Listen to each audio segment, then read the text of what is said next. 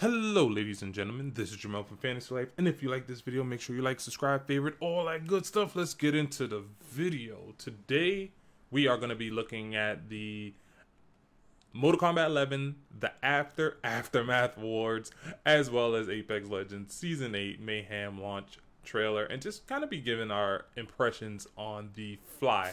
So again, if you like this video, make sure you like, subscribe, favorite, all that good stuff. Let's get into it. Let's check this out. Yo, this was hilarious. Now, I checked out both of these videos already. I already watched these videos, and this was hilarious. I thought it was pretty funny. I ain't even gonna lie to y'all. I thought it was type funny. Know what I mean? But let's get into it now. For those who don't know, Mortal Kombat kind of gave themselves an award. This is from Mortal Kombat, by Mortal Kombat, for Mortal Kombat, basically. These are the people at NetherRealm. This is their page. They kind of gave themselves an award. My guess is that they're basically telling us the stats of pretty much everything in Mortal Kombat 11, which is dope. Now, I don't know what the numbers really mean, but it seems like it's doing very well. It seems like it's doing very well enough for NetherRealm to kind of talk about it and brag about it. It's kind of hard to put it in perspective. They'll say, like, there's been 1 million crushing blows, and I'm like, I mean, is that good? Is that bad? I mean, I'm assuming if you're talking about it, then it's good. But I mean, it's kind of hard to really say. All right. Now, unfortunately, they don't talk about sales, which I would have loved for them to talk about sales, but they don't.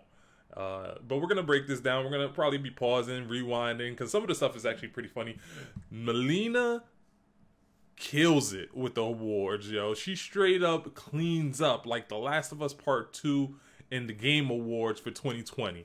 Like, Melina just kind of sweeps this joint, bro. It's crazy. Like, some of the awards I didn't agree with. Some of the awards were pretty funny, and some of the awards I was like, yeah, that sounds about right. So let's get into it. Let's check it out. Rated M for mature. So Aftermath. So the best intro animation is Melina's. Hers is pretty good. This does not surprise me that the 3 most used characters in this game is Sub-Zero, Scorpion, and Noob Saibot. Noob is kind of sort of a surprise. I knew Scorpion and Sub-Zero, definitely, without a doubt. Like, you always see those. You play Combat League, you're gonna see Scorpion and Sub-Zero. That's guaranteed, bro. Which makes sense, because they are the most popular characters in Mortal Kombat. When you think of Mortal Kombat, you think of Scorpion and Sub-Zero the way when you think of Street Fighter, you think of Ken and Ryu. You feel me?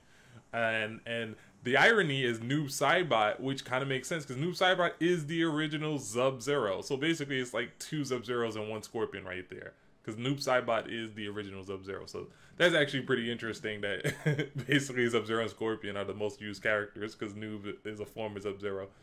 But yeah, that doesn't really surprise me. Noob kind of sort of does. I would expect it to see like Joker or Liu Kang. You see a crap ton of Liu Kangs online. So that kind of surprised me.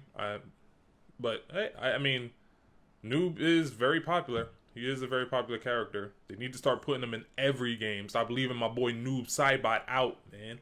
They straight be leaving Noob Saibot. Like, Scorpion and Sub-Zero is the ones, they're pretty much in every game, with the exception of MK3. Scorpion wasn't in MK3. But Noob Saibot has only been in like 3 or 4 Mortal Kombat games. They're up to like 11, bro. He's only been in like 3 or 4 of them. Stop leaving my boy Noob out. This game proves he's very popular. You feel me? In terms of, let's go back a little bit. Melina has the best. She wins the award for best intro animation. Hers is really good. I'm trying to think who else may be better.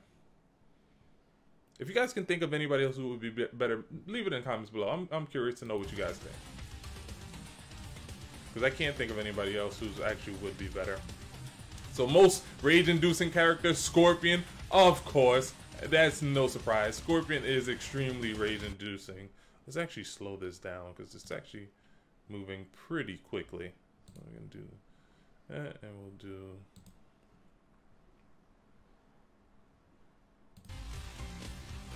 So pints of blood spilt. That's a lot. Now they show that, but again, it's like, is that thing where it's like, what does those numbers mean? Is that I'm assuming if they're showing it, it's very impressive. But like them showing us the numbers of pints and blood spilled doesn't really do anything for me. You know what I mean? Like it doesn't really let me know anything. But I mean, it's good. Best victory animation. Rain definitely has one of the best victory animations, because that animation right there is dope. Now, is it the best? I'm not sure. Jax definitely has one of the best friendships in the game. Is it the best? It is debatable. It is debatable. It would be probably between him, Liu Kang, and like Raiden's, because those friendships are awesome. And Rain's ending joint, it makes sense. His victory animation, it makes sense. He does have one of the best victory animations. I ain't gonna hold y'all. But is it the best? It's debatable. It's debatable. I feel like with this particular game awards, it felt like a lot of the MK Ultimate characters got a lot of shine. Know what I mean, so let's keep it moving. Number of gear collected, again, shows me numbers, but I don't know if those numbers are supposed to be impressive or what. Smartest smart ass awards. Johnny Cage, of course. Who else would have gotten that? Like, there's nobody else here that I can think of that would have gotten that. Like, nobody else I can think of that would have gotten that. Like, that is an award tailored for your boy Johnny Cage. You feel me? Quickest and funniest comebacks. Let's do that, because that... No, let's get the music playing a little bit. Number of brutalities, numbers of crushing blows. Now, these is awesome. Obviously, you're gonna get a lot. You see way more crushing blows than brutalities, because obviously it's far easier to get a crushing blow in this game than it is a brutality. You get a crushing blow uppercut all the time. Most gruesome fatality is Melina. Now, she does have a very gruesome fatality, but I would argue Devora probably has the most gruesome fatalities. Your boy Kodo has a pretty gruesome fatality where he kicks your head off and it's like your spine is just dangling there and he drops a totem on it. Like, there's a couple gruesome fatalities in this joint. Melina being, I felt like this is something that they just gave Melina, because I really feel like maybe Devora should have got it. Favorite newcomer, I can agree. When you're online, you see a lot of Garrus players online. Granted, Cetrion's also a really good one, but you do see a lot of Garrus players online. Hours played, now they're toting the hours, which means like the people who are playing this game are playing a lot of it, so that's a good thing. Most competitive matches. Now, this is something I thought was very interesting. When you look at the number of competitive matches compared to the number of casual matches, those are fairly close numbers. Those are fairly close numbers. You would have expected that the casual matches would be way higher than the competitive matches. I'm talking about if the competitive matches are 215 million, you would assume that the casual matches would be like 500 million, you know what I mean? Like double the amount of competitive matches. But that just shows that a lot of people are playing this game more competitively. And I'm pretty sure the competitive matches is referring to the Kombat League, which makes sense because NetherRealm gives you an incentive to play the Kombat League in this particular game, because you win awards, you win time crystals awards, you win outfits, attire, time crystals, gear, and stuff like that. So it incentivizes you to play the game competitively, and that may contribute to the fact as to why these numbers are fairly close to each other. Fairly close to each other. Closer than I would presume most other games are. So, and the reason you would want to play casuals, because up until MK11, casuals is where you would go to get your customs variation. So that's why this is pretty high. But I would have assumed it would have been higher, you know what I mean? But it is cool to see that there's a lot of people playing this game competitively.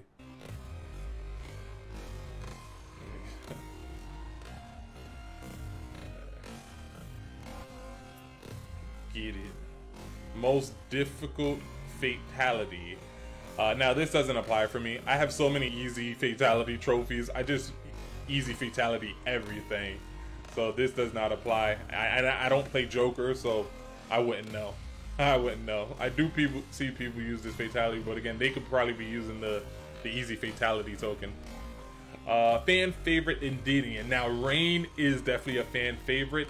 Is he the fan favorite, though. He's a fan favorite. He is a fan favorite. I don't know if we can say he is the fan favorite, especially when you have people of the likes of, like, Katana.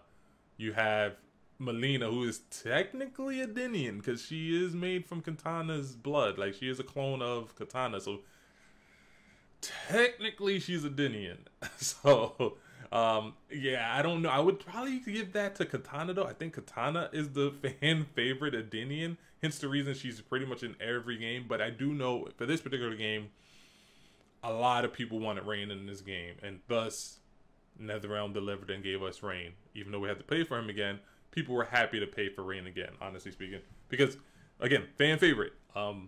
But is he more fan favorite than Katana? I beg to differ. And this is just one of those awards right here where I feel like they were just giving it to the MK11 people, the ultimate people, the DLC characters. Maybe to make them more desirable for people to purchase them, more people to purchase them. If more people think that Rain is a fan favorite, then they'll be more enticed to buy him. But I don't know. I can't agree with this one. I like Rain. He kind of sucks in this game, but I like him. But I would give that to Katana. Retrocade is a fan favorite stage winner. I agree. It is probably the best stage we have in the game. Kronika's Keep is another really good one, and it's another Kronika stage. It's the one that I always practice on. Best punching bag, Kodokan. Kodokan gets no respect. Bodied the hardest over the past 2 years. Kodokan gets no respect. The only respect he gets is to get bodied. That's messed up. Even though he got all the buffs, and Kodo is actually really good. So the most used stage, Kronika Hourglass. I agree with this. This is a stage I typically like to play on a lot as well. Granted, it's because the Retrocade is fairly new, but this is definitely one of the best stages in the game, in my opinion, is the Hourglass. Button Mash Royalty, Scorpion. I don't know about that one. Let me know what you guys think. Do you think Scorpion deserves the Button Mash Royalty? I don't think people button mash with Scorpion. I have to admit, I don't think people button mash with Scorpion. There are people you can button mash in this game with. I don't think Scorpion is that particular character. Well, yeah, I guess they might throw out a lot of low pokes or something like that. But yeah, I don't know. Who would you think is a bigger button masher? For me, I would probably say like a Liu Kang player, honestly speaking. But I don't know about this one. This is an interesting one. Let's keep it going. Kronika's Hourglass is a really good stage. I liked it. It was like my favorite stage up until Retrocade and Kronika's Keep. Fan favorite Brutality. Now Melina has some pretty crazy brutalities. Does she have the best brutality though? The fan favorite brutality? I don't know about that, because you do have a lot of good brutalities in this game. So it's a tough one. That's a tough one. Fan favorite skins. I agree. Sindel has some of the best skins in the game, and Sindel looks awesome. Her character design for this game is phenomenal. And they actually make her sexy. Like, that was one of the things that people was mad about when MK11 came out, was they didn't make Katana and a lot of the female characters sexy enough. And Sindel came into the game looking like a hot enchilada. And I mean, like, Sindel came into the game looking good. So towers complete. I could see a lot of people completing towers. Because there are incentives to completing the towers. If you're like a top percentage of player that completes the tower, you actually get things like time crystals and outfits and stuff like that. Most satisfying tower ending. Now, I am ashamed of this. I have not ended it with Melina yet. I have not played the Melina tower ending. I think the only one out of the new characters that just came is Rain. I think Rain is the only one who I did the tower ending for. I have not done it for Melina or Rambo as of yet, so I'm slacking on that. That's on me. That's on me. In terms of most satisfying tower ending, I don't know. I gotta look at Melina's. I haven't ended it with Melina, so I don't know what her tower ending's like. I really like Jacqueline Briggs' tower ending. I really like her tower ending. I think Jackie has a really cool tower ending. For me, I would say Jacqueline Briggs is the most satisfying tower ending for me. And it's just because it's just so tragic. It's just so tragic. It almost makes you want to cry. It's so tragic. But I guess Mileena kills Katana and replaces her. I guess that's what they're showing right there. Because that's Sindel for Tanya. Looks like Tanya, actually. Alright, the mix-up biologist, Sub-Zero, of course. Character with the best mix-up. Of course, that's what he's known for. In this game, Sub-Zero lives and dies by the mix-up. It's annoying to play. He's actually, it had to be a toss-up between Scorpion and Sub-Zero as the most rage-inducing characters in this game. Because that mix-up is annoying. Now, if you block it, then he's deaf on block. Because he lives and dies by it. But holy shoot, is Sub-Zero's mix-ups annoying as hell, bro. Fan favorite male character, Rain. Okay. I beg to differ. I don't agree with that. I do not agree with that. Whereas I believe Rain is insanely popular, hence the reason he is the only character NetherRealm has basically made us pay twice for. I don't think he is a fan favorite male character, especially when you have the likes of Sub-Zero and Scorpion. There's a reason Sub-Zero and Scorpion is the most played characters in this game with Noob Saibot, because they are fan favorite male characters, honestly speaking. And you have like your Liu Kane's, who is another fan favorite male character. Excuse the baby crying in the background too. That's my daughter. My girl's taking care of her though. But I do not agree with this. Fan favorite male character, even though I like Rain, he is an extremely popular male character. Again, NetherRealm got us to pay for him twice. I don't think he should have won that. Precision Master, yes. Fujin needs the most precision gameplay, yes. His gameplay is extremely precise. He is awesome, very fun to play. Very fun to play, extremely difficult to use. He is execution heavy. If you're able to execute, it is very fun.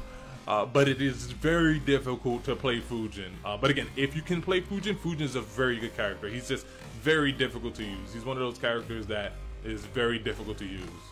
But if you can use him, he's awesome. Awesome. Super fun. I like how they showing my boy Johnny Cage for the flawless victories. Let's go, Johnny! Let's go! Mess with Johnny. Most badass female fighter. Again, Mileena, very popular. Highly demand. Probably the most demand character for MK11. People wanted her so bad in this game, and NetherRealm delivered. And of course, a lot of people purchased her because Mileena is extremely popular. Most badass female fighter?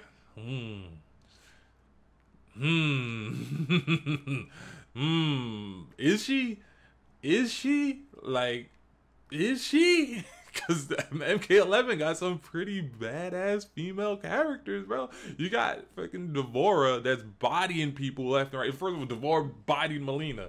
Devora bodied Hanzo Hasashi. Like, Devora is bodying people left and right. So, is Devora the most badass? You have Katana. Katana Khan. She becomes the Khan of Outworld.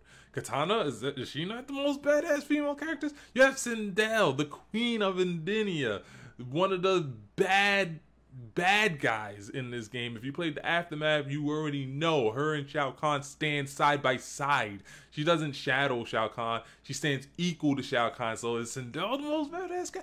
It's hard to tell. And then you have Cetrion. Cetrion, in the story, she's a jobber, but her gameplay, she's one of the top 5 characters in this game for a reason. Because she's one of the most badass female characters in this game. So it is what it is. It's hard to say that Mileena is the most badass female characters. Whereas she's awesome, I will admit that. She is cool and highly in demand. I would probably give it to Katana, honestly speaking. I would probably give that title to Katana, with like Sindel and Devora being close seconds. Like, it really toss up. It's really a toss up for me with those particular characters. So this is another situation where I just felt like, with the whole thing with Rain being the most popular male character, I feel like they're giving Mileena this title just because she's a UMK11. Best deaths of the game, Shao Kahn and Sindel. See, That's what I mean. Rest in peace. That's hilarious. You know, NetherRealm has a sense of humor. I will say that. But their deaths was pretty crazy. But look how they're side by side. They're dying together, and that's because Sindel was fucking badass in this game. She's freaking awesome. So like her story and then her gameplay, she's like one of the top 10 characters in this game because she's awesome. She's really good. So I would give the badass to Sindel, but again, I feel like they just needed they were like kind of capping for the UMK11 characters. Best guest character, fan favorite, without a doubt. This, like, is anybody really gonna argue this? Spawn is awesome. Spawn, I find Spawn just boring to play in this game, but I can't deny like that he's awesome. He's a really good character. He's a top tier character in my opinion. He looks awesome. They did everything great with him. The Flash dance, Fujin, of course. Flashiest, swaggiest character, of course. Yo, Fujin has some of the most swaggiest combos in this game. I'm gonna tell y'all right now. Fujin's combos, swag city. But his combos are so difficult to execute. But that's why they're so swaggy. Because if you can execute them, like, man, you feel good. Man, you feel good. Fan favorite character, okay. Okay, I can definitely see that. Melina's definitely a fan favorite character. Yeah, can't really argue that. Definitely a fan favorite character. Rain would probably be close second up there, but definitely a fan favorite character. But this is definitely, this is another situation where I feel like they're just giving it to a UMK11 character. Only because, like, when you think of fan favorite characters, the first thing you think of Scorpion is Sub-Zero. Maybe Liu Kang, you know what I mean? So she's a UMK11 character, so they kind of gave this to her. Alright, alright, I'm not gonna argue that because she is extremely popular. Like, Melina's stance is they will live and die by this character. But yeah, NetherRealm, this was pretty entertaining. I don't agree with everything. I do agree with some of it, and this is cool that NetherRealm's able to do something like this and have fun with it. So that being said, like, subscribe, favorite, all that good stuff. Remember, your life is a fantasy.